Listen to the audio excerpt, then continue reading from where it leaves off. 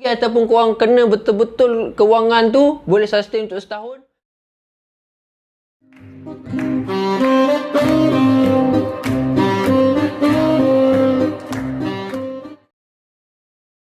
Okay, Assalamualaikum. Bersama saya lagi di Sepin House. Hari ni kita akan kupas sikit isu pasal kerjaya. Okay, untuk kerjaya ni aku akan split berdua. Sama ada korang perlu teruskan bekerja ataupun berniaga. Okay, bagi aku untuk masa MCO ni ramai yang kena retrench apa semua kan. So mesti ada nak pertimbangkan sama ada korang nak teruskan bekerja ataupun korang nak buka bisnes. Okay, so apa yang korang perlu tahu? Okay, untuk kedua-dua ni antara bekerja dan berniaga, dia ada pro and cons dia.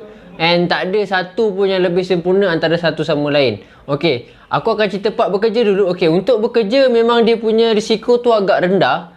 Maksud aku kalau dia stabil lah sebab setiap bulan korang dapat makan gaji. And then cukup, contoh macam company aku dalam 20 hari bulan lebih, diorang akan masukkan gaji lah dalam akaun aku. So setiap bulan and korang untuk buat komitmen pun okay. So kalau korang macam ada hutang kereta ke, motor ke, rumah ke, so tak ada masalah lah untuk korang bayar sebab korang punya income tu memang fix.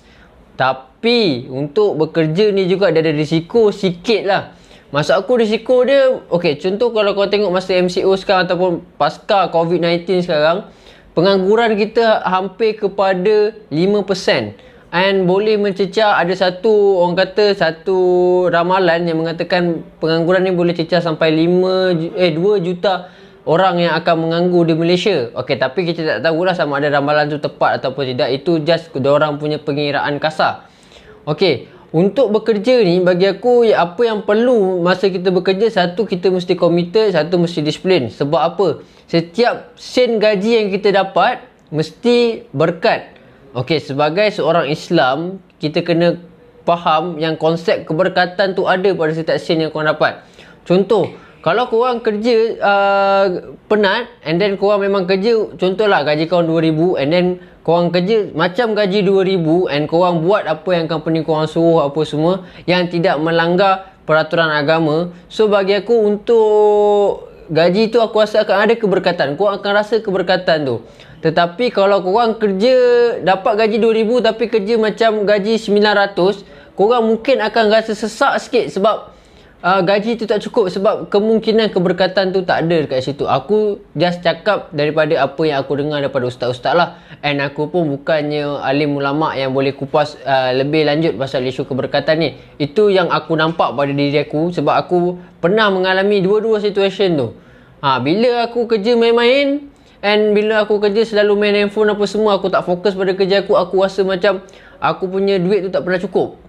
And bila aku kerja betul-betul and aku optimiskan segala effort aku untuk selesaikan task yang patut aku buat dalam job scope aku, Alhamdulillah aku rasa macam gaji yang aku dapat tu cukup lah untuk hidup aku. And mungkin ada lebih sikit yang aku boleh bantu mak bapak aku, boleh bantu adik-adik aku.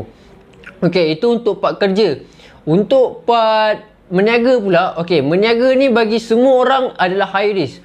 And kalau korang perasan, mak bapak kita dulu pun kebanyakannya tak berapa galakkan kita untuk berniaga, melainkan mak bapak kita tu datang daripada keluarga yang memang berniaga lah. Sebab bila berniaga, contohlah kita orang susah, dia ada perbezaan sikit. Kalau korang memang lahir daripada keluarga yang berada, mungkin korang nak berniaga tu korang memang ada modal.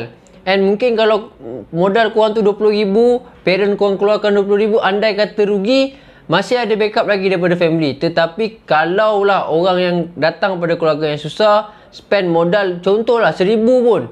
1,000 pun kalau untuk orang yang datang pada keluarga yang agak susah, untuk keluar modal, contoh untuk meniaga, meniaga burger ke apa kan. And then kalau dia pilih spot yang salah and then tak dapat mendatangkan hasil, and then akan rasa rugi kat situ. Itu disebabkan perbezaan lah. Tapi kalau kita committed, serahkan diri kita kepada Tuhan, kepada Allah, sentiasa berdoa and kita selalu ambil positif. Contoh kita berniaga tak jadi. Contoh satu hari ni kita berniaga, kita tak dapat apa-apa sale pun. And then jangan putus asa. Teruskan berniaga, cari keberkatan. Mungkin ada yang kita tak dapat lagi sebab rezeki tu tak pernah salah alamat. Cuma rezeki tu sama ada cepat ataupun lambat sahaja sampai kepada kita. So bagi aku untuk berniaga ni sangat bagus. Sebab sunnah pun suruh Nabi pun suruh kita berniaga untuk mendapatkan pendapatan yang lebih lah. Sebab berniaga ni bagi aku, contoh perbezaan antara berniaga dengan bekerja tadi, macam bekerja korang dapat gaji kalau 3,000 sampai setahun korang dapat 3,000 sahaja. And then kalau ada increment baru korang dapat increment, lepas tu dapat bonus. Tetapi kalau berniaga, contoh dia kalau musim raya, kalau korang berniaga masa puasa, macam maksud aku sebelum COVID-19 lah, korang boleh strike. Kalau korang betul-betul berniaga, mungkin lah kalau korang berniaga kat bazar boleh strike dalam 50,000 satu bulan masa bulan puasa tu je. Kalau korang bahagikan untuk annual income, gaji yang 3,000 tadi tu, kalau kali dengan 12 baru 36,000. Kalau korang berniaga satu bulan tu dapat 50,000, maksudnya gaji korang sebulan tu lagi tinggi daripada yang gaji 3,000 tadi. Cuma, apa yang korang perlu tahu, macam mana untuk gunakan 50,000 tu untuk korang sustain untuk setahun. And korang perlu fikir untuk macam mana nak sustainkan korang punya business selepas bulan puasa. Sebab ada juga business yang seasonal. Macam orang yang berniaga yang bertani, maksudnya sawah padi apa semua kan, sebab diorang pun seasonal. Setiap ada tempat yang boleh menuai 2 kali setahun, ada tempat yang 3 kali setahun kan. So korang boleh dapat income 2 ataupun 3 kali sahaja setahun. Tetapi korang kena pastikan income yang korang dapat tu boleh generate income lagi, ataupun korang kena betul-betul kewangan tu boleh sustain untuk setahun. Korang sebenarnya lagi power daripada orang yang bekerja tadi. Sebab yang bekerja tadi setiap masa korang kena masuk office, kena kerja. Aku untuk dua-dua ni berapa banyak pun income korang dapat, jangan lupa bayar zakat, jangan lupa bersedekah. Mak bapak tu korang kena bagi duit. Walaupun lah mak bapak korang tu gaji 10,000, 20,000, tetap korang kena hulur sekurang-kurangnya RM50 ke RM100. Sebab apa? Sebab kita nak keberkatan. Dalam gaji ataupun dalam income ataupun keuntungan yang kita dapat daripada berniaga ataupun bekerja, itu bukan hak kita. Dalam 2.5% ke 5% tu bukan hak kita. Sebab mungkin kita ada terleka masa bekerja ataupun berniaga, ataupun kita fikirlah mungkin worst come to worst, kita mungkin berniaga, kita salah bagi baki ke salah bagi duit ke orang. So bayar zakat, sedekah, itu cara kita mensucikan segala pendapatan kita. Okey, itu sahaja untuk segmen off topic daripada Second House kali ni. Aku bukan orang yang pakar untuk cerita pasal ni, tapi dalam segmen off topic kan, kita ceritalah sikit. Okey, macam biasa, jadikan ini semua sebagai satu manfaat, ataupun kalau aku ada cakap sikit tu boleh bagi korang motivasi sikit untuk teruskan hidup dan majukan hidup korang. Kita sama-sama cari benda yang bermanfaat dan boleh membantu orang yang lain. Sebab manusia yang bagus adalah manusia yang bermanfaat untuk orang lain. Dan aku harap korang boleh doakan Second House, semua ahli-ahli Second House, semua speaker-speaker Second House boleh sentiasa memberikan korang satu konten ataupun satu video yang boleh membantu semua orang.